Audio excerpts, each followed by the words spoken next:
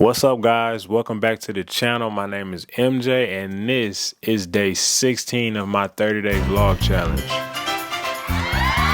All right. Thank you. So today, I want to take y'all behind the scenes of pretty much how I make my content. This is my current way of making content. It's not complicated. It's very easy, and you can do all of this on your phone, literally. Now, I do have a laptop. I currently have a MacBook Air. It's not as powerful as I would like, but I mean, it gets the job done. But to be honest, I haven't even started using it to edit yet. I mostly use it for storyboarding or research, stuff like that. So every video or every piece of content that you see me putting out is literally made all on my phone.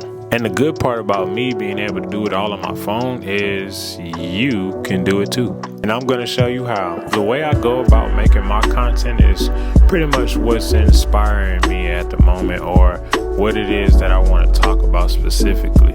Now, these ideas might come up from various different things.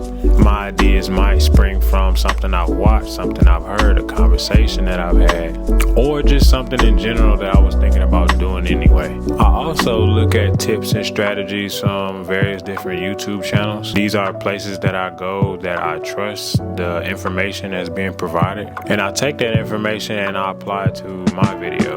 Now, another key thing that I want you guys to know, all of the content that I produce is not just something that I started coming up with recently, or at least the way that I produce it and how it looks. Over the years, I've had several pages, tried several ideas, tried several different marketing techniques or branding techniques, with several different projects that I personally was working on for myself.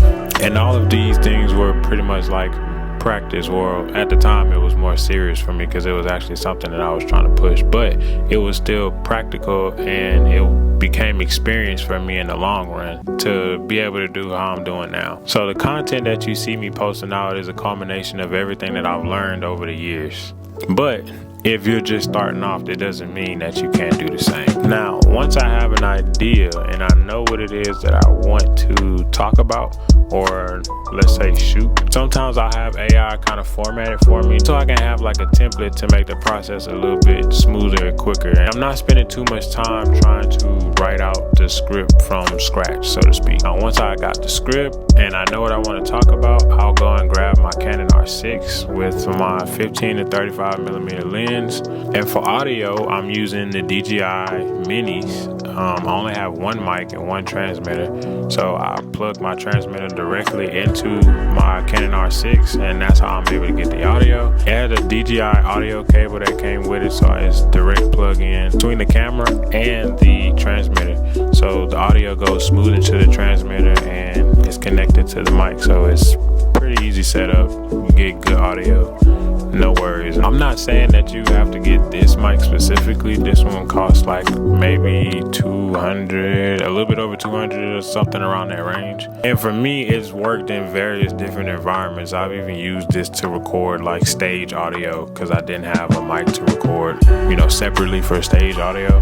But I found a way to use this mic to record stage audio, and it was pretty good, to say the least. But this mic, you can be at a far distance and still have great quality audio. I don't know the specific distance how far you can be away from the transmitter and still receive audio, but I know it's pretty far. I know in my videos, if y'all hear me make a lot of like P words and I'm and all that, you can hear it in the mic. I don't have the little cover piece that I would put on there. It's like a little fuzzy piece on there. It's supposed to catch like wind and hard air, whatever, not frequencies, but you know what I'm trying to say. It catches all those things and make the audio a little bit softer, mainly when you're in outside environments, but it could also work for people that have, a big mouth like me, that air just pushes out really hard sometimes. But,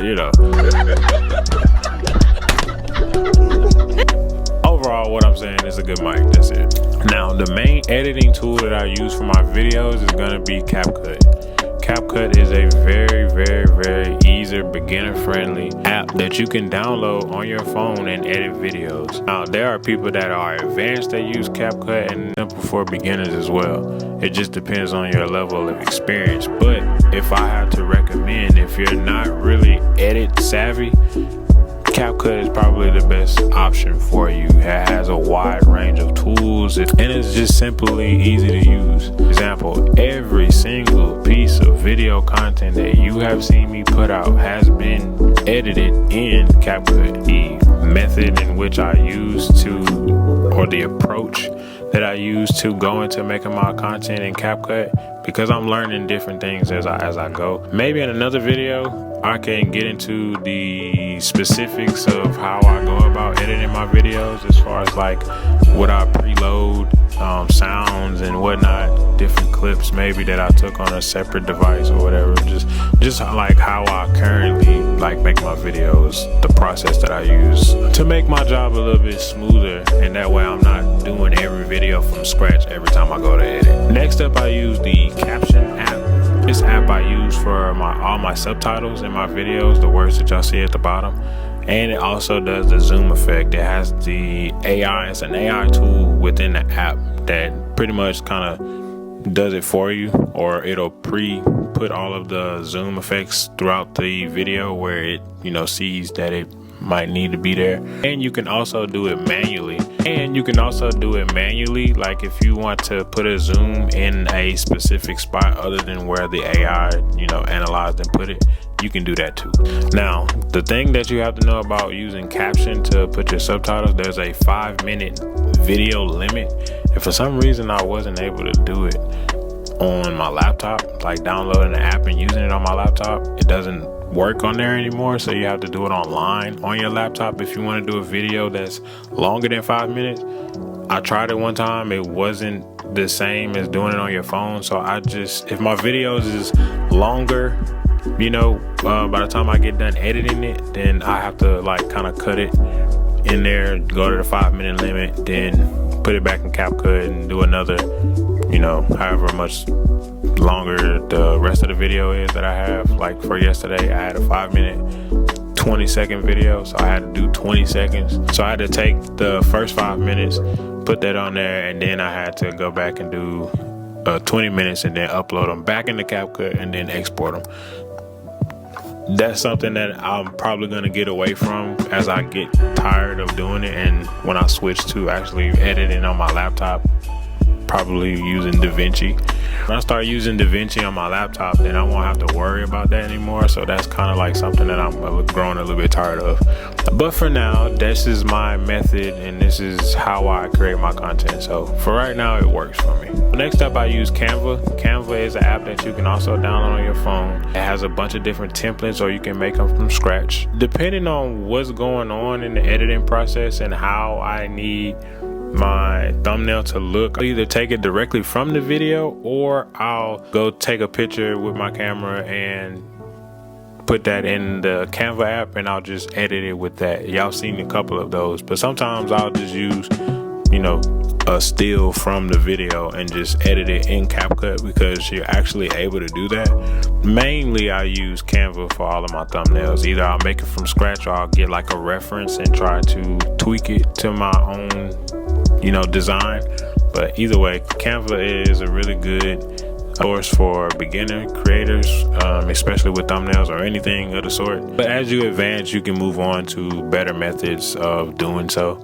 But for beginners, it's perfect. Now, for my music, this is the hardest thing that I have faced and figured out as far as when you're doing YouTube. When you're making content and you need music, I know there's a lot of methods out there.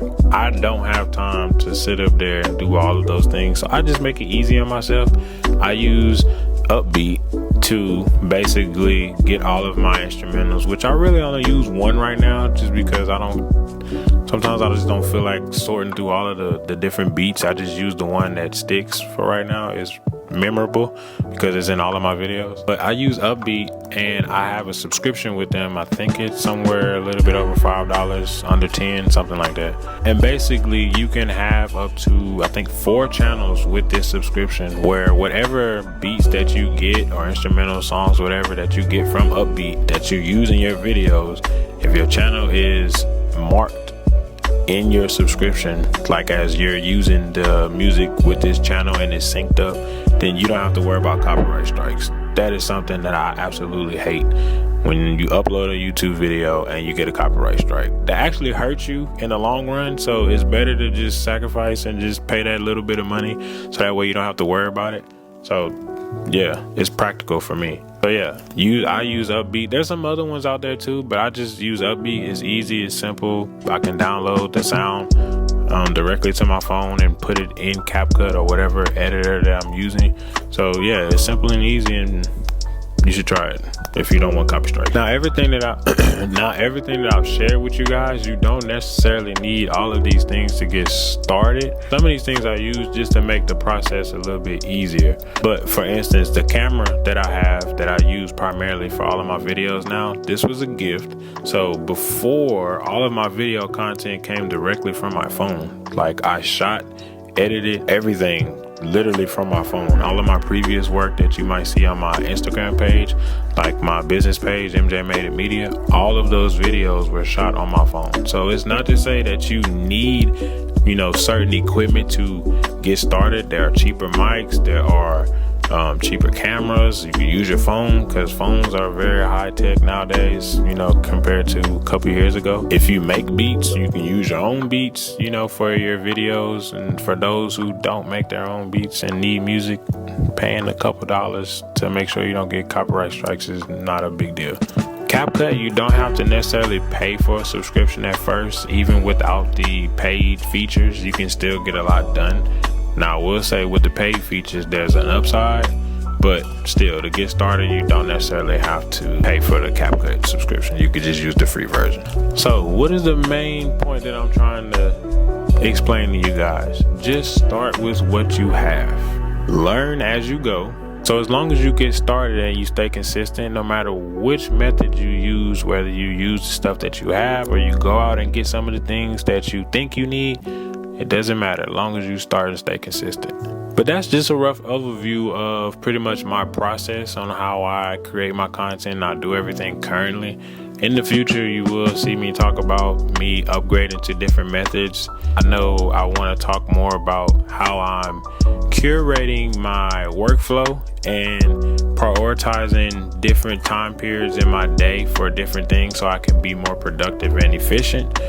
So I can put out videos a little bit quicker, or not have to worry so much about not putting the video out at a certain time because I'm falling behind on editing or whatever the case may be. So I'm trying to fine tune a routine to help me be more efficient, not just with YouTube, but also in my everyday life. Because as y'all know, I'm a dad, I'm a husband, I'm a whole bunch of different things. So I have a lot that goes on a daily.